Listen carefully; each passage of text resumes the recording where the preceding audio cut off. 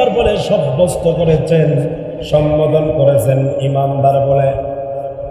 কারণ যেখানে কোরআনের মধ্যে মানুষদের কোনো কিছু অর্ডার দেবে, কোনো কিছুই বলবে, সেই জায়গায় ইমানদার বলছে, নাম ধরে ধরে বলছে।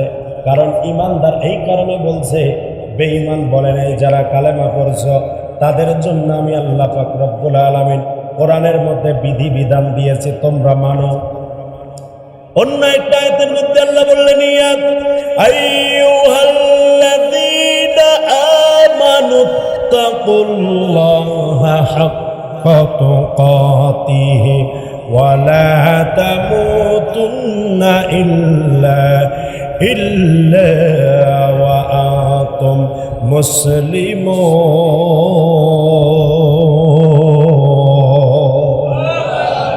একটু মোহাব্বত সরে কোন আল্লাহু আকবার। হে মুসলমান ভাইরা আমার, আল্লাহ পাক রব্বুল আলামিন ডাক দেন, ও ইমানদার, তোমরা আল্লাহকে ভয় করো। ভয় করার মতো ভয় করতে বলছে, আল্লাহ তাআলাকে ভয় করো। শুধু ভয় করলে হবে না, ভয় করার মতো ভয় করতে হবে। তার মানে ভয় করলে গুনাহের কাজ কিন্তু আমার আপনার আমল দিয়ে আসবে না, জবান দিয়ে গুনাহের কাজ আসবে না, চোখ দিয়ে গুনাহের কাজ আসবে না। এমন ভাবে ভয় করো যেন আমি আল্লাহকে না দেখি, আল্লাহ সব কিছু আমাকে দেখে। এই চিন্তা ভাবনা করে ভয় করো। এবং আল্লাহ তাআলা বললেন, ওয়ালা তামুতুন্না ইল্লা ওয়া আনতুম মুসলিমুন, মুসলমান না হইয়া কেউ মরিও না। আইয়ুহাল্লাযীনা আমানু কুলু মিন তাইয়্যিবাতি মা রাযাকনাকুম ওয়াশকুরু লিল্লাহি ইন কুনতুম ইয়্যাহু তা'বুদুন। সাদাকাল্লাহু মাওলানাল আযীম ওয়া সাদাকা রাসূলুহুন নাবিয়্যুল কারীম ওয়া নাহনু আলা যালিকা মিনাশ শাহিদিনা ওয়াশ শাকিরিন ওয়ালহামদুলিল্লাহি রাব্বিল আলামিন।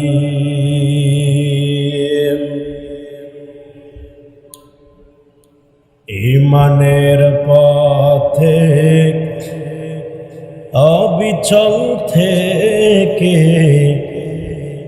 আমার মরণ যেন হয়। ইমানের পথে অবিচল থেকে আমার মরণ যেন হয়।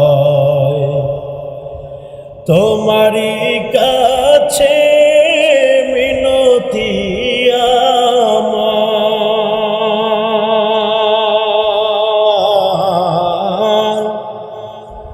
তোমারই কাছে মিনতি আমার। মহামহিম দয়াময়,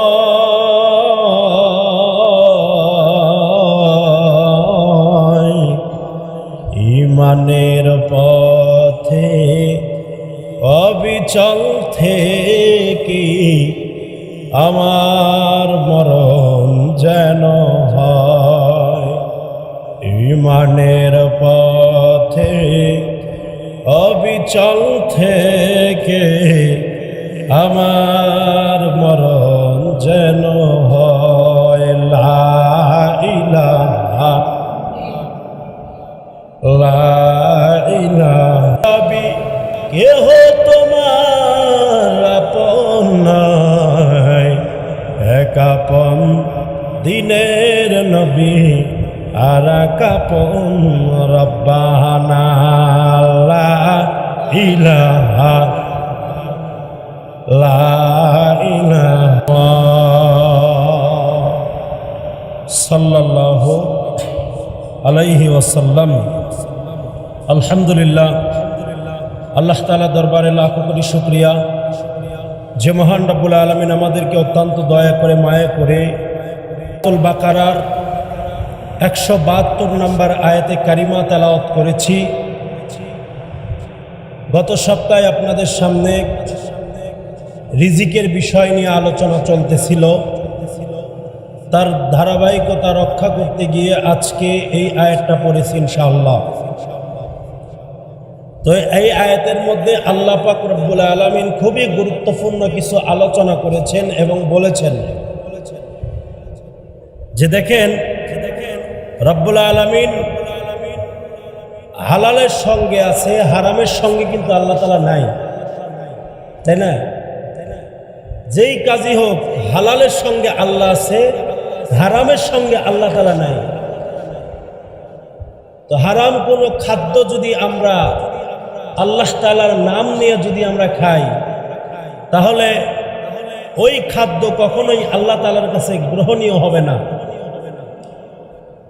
আমি যদি মনে করি হারাম, আমি কিছু খাবার আল্লাহর নাম নিয়ে বিসমিল্লাহ বলে বিভিন্ন দোয়া দরুদ পড়ে আমি খাইলাম, মনে করলাম যে আমার খাদ্যটা হালাল হইল, সুন্দর হইল, ভালো হইল, বিষয়টা কিন্তু এমন না। আপনার খানার মধ্যে দোয়া দরুদ থাকবে, থাকতে হবে। তার আগে আপনাকে খানার যেই ফরজ বিধান আছে হালাল খাদ্য, ইনকামটা হালাল হতে হবে। যদি ইনকাম যদি হালাল যদি হয়, তাহলে আপনার খাদ্যর অনেক মূল্য। ওই খাদ্য খেয়ে আপনার ঈমানও বাড়বে, আমলও বাড়বে। আর খাদ্য যদি হারাম হয়, ওই খাদ্য খেয়ে কোনোদিন আপনি আল্লাহর ইবাদতের উপরে আপনার মন আসবে না, আপনি ইবাদতও করতে চাবেন না। আর হালাল খাদ্য খাইলে আল্লাহ পাক রব্বুল আলামিনের তরফ থেকে, আসমানি বাজেট থেকে আপনি তো হালাল খাদ্য পাবেন, ইবাদত করারও একটা স্পৃহা তৈরি হবে। জোরে কোন সুবহানাল্লাহ। তৈরি হবে। চেষ্টা করতে হবে হালাল খাদ্য খাওয়া। আপনি যদি খাদ্য যদি হারাম খান, এই খাদ্য প্রভাব কিন্তু সন্তানদের উপরে পড়বে, সন্তানদের উপরেই প্রভাব পড়বে। অন্যায় কাজ যদি করেন, এই কাজ কিন্তু সন্তানের উপর প্রভাব পড়বে। আপনার সন্তানের সামনে যদি আপনি বেড়ি টানেন, সন্তান কিন্তু বেড়ি টানা শিখবে, সন্তান আরো গুনাহের কাজ করার চেষ্টা করবে। এই জন্য সন্তানদের সামনে ভালো কাজ করতে হবে, সন্তান যেন ভালো কাজটা ভবিষ্যতে করতে পারে।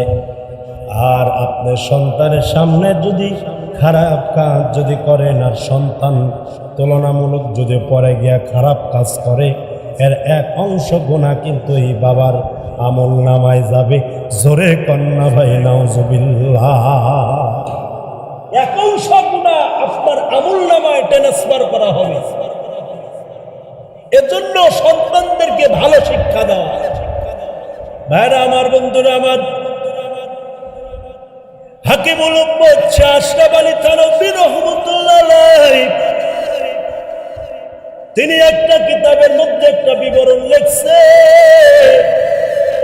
এই বিবরণটা কি, একজন যুবক একটা ছেলে বিবাহের জন্য রেডি, বিবাহ করবে, বিবাহ করার জন্য তৈরি হয়েছে, চিন্তা করতেছে এমন একটা মেয়ে বিবাহ করব যেই মেয়ে আবেদা সলেহা, কানেতা, আশেকা, জাহেদা, মুমিনা, সব ধরনের ডিগ্রি যেন হয়, এই রকম একজন নারী দেখে বিবাহ করার নিয়ত করে ফেলছে। আল্লাহর এক বান্দির সঙ্গে সাক্ষাৎ হয়ে যায়, বিবাহ হয়ে যায়।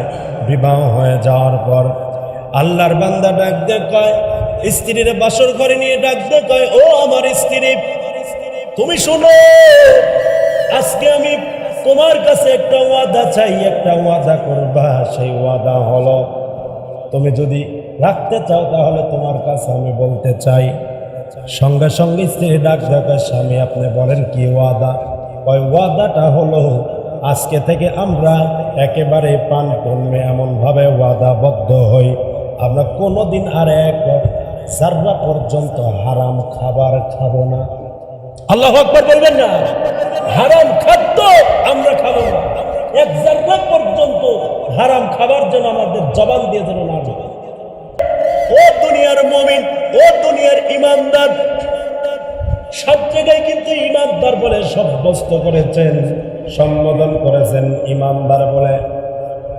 কারণ যেখানে কোরআনের মধ্যে মানুষদের কোনো কিছু অর্ডার দেবে, কোনো কিছুই বলবে, সেই জায়গায় ইমানদার বলছে, নাম ধরে ধরে বলছে। কারণ ইমানদার এই কারণে বলছে, বেঈমান বলে নাই। যারা কালেমা পড়ছ তাদের জন্য আমি আল্লাহ পাক রব্বুল আলামিন কোরআনের মধ্যে বিধি বিধান দিয়েছি, তোমরা মানো। অন্য একটা আয়াতের মধ্যে আল্লাহ বললেন, ইয়া আইয়ুহাল্লাযীনা আমানু তাকুল্লাহা হাক্কা তুকাতিহি ওয়া লা তামুতুন্না ইল্লা ওয়া আনতুম মুসলিমুন।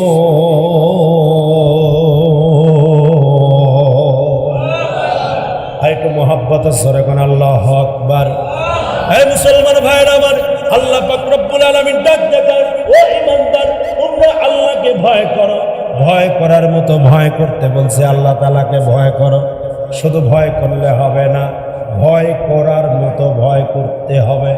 তার মানে ভয় করলে গুনাহের কাজ কিন্তু আমার আপনার আমল দিয়ে আসবে না, জবান দিয়ে গুনাহের কাজ আসবে না, চোখ দিয়ে গুনাহের কাজ আসবে না। এমন ভাবে ভয় করো যেন আমি আল্লাহকে না দেখি, আল্লাহ সব কিছু আমাকে দেখে। এই চিন্তা ভাবনা করে ভয় করো। এবং আল্লাহ তাআলা বললেন, ওয়ালা তামুতুন্না ইল্লা ওয়া আনতুম মুসলিমুন। মুসলমান না হইয়া কেউ মরিও না। মুসলমান হয়ে যে ব্যক্তি মরতে পারবে, আল্লাহ পাক রব্বুল আলামিন বান্দার জন্য জান্নাতুল ফেরদাউসের ব্যবস্থা করবেন। জোরে কন্যা ভাই সুবহানাল্লাহ। জান্নাত যদি পেতে চান, গুনাহ ছাড়তে হবে, আর মুসলমানের মতো মুসলমান হতে হবে। আর মুসলমান কাহাকে বলে? সব কিছু আল্লাহ তাআলার সামনে নয় দেয়। এখানে আল্লাহ তাআলা বললেন, হে লোক সকল, ও ইমানদার, আল্লাহ তাআলা ইমানদারদেরকে বলছে, তোমরা পবিত্র খাদ্যদ্রব্য থেকে আহার করো, এবং আমি যা কিছু তোমাদের রিজিক হিসাবে দিয়েছি তার কৃতজ্ঞতা প্রকাশ করো। কার কৃতজ্ঞতা? আরো জোরে কম। রিজিক দেয় কে? আল্লাহ রিজিক দেয়। তাহলে তো প্রশংসা করতে হবে আল্লাহ, নাকি কম? আল্লাহর প্রশংসা। আমাদের প্রশংসা কি? দেখা যায় এক লোক আমার খুব উপকার করছে, টাকা পয়সা দিয়ে সাহায্য সহযোগিতা করছে, আমরা তার প্রশংসা করি কি করি না? করি, প্রশংসা করি। তো রিজিক যেহেতু আল্লাহ দেয়, প্রশংসা করতে হবে আল্লাহ, করলেই আল্লাহ পাক খুশি। জোরে কান সুবহানাল্লাহ। আল্লাহ তাআলা বললেন, শুধু তাই না, যদি তোমরা তার ইবাদত করো, ইবাদত করার কথা আল্লাহ তাআলা বলতেছেন, প্রশংসা করার কথা বলতেছেন, ইবাদত করার কথা বলতেছেন। এমনি ভাবে আল্লাহ পাক রব্বুল আলামিন শুধু মুমিনদেরকে রব্বুল আলামিন রিজিকের কথা বলেন নাই। রব্বুল আলামিন রিজিকের কথা এই জন্য বলছেন, রিজিকের ব্যবস্থা আল্লাহ পাক রব্বুল আলামিন করছেন এমন ভাবে, শুধু মুমিনদেরকে আল্লাহ পাক রব্বুল আলামিন বলেন নাই। আল্লাহ পাক রব্বুল আলামিন এমন ভাবে বলছে, নবীদের পয়গম্বরদেরকে আল্লাহ পাক রব্বুল আলামিন বললেন। আল্লাহ তাআলা বলেন, ইয়া আইয়ুহার রাসূল কুলু মিন তাইয়্যিবাত, কুলু মিনাত তাইয়্যিবাতি মা ওয়া'লামু সালিহাম ইন্নী বিমা তা'মালুন।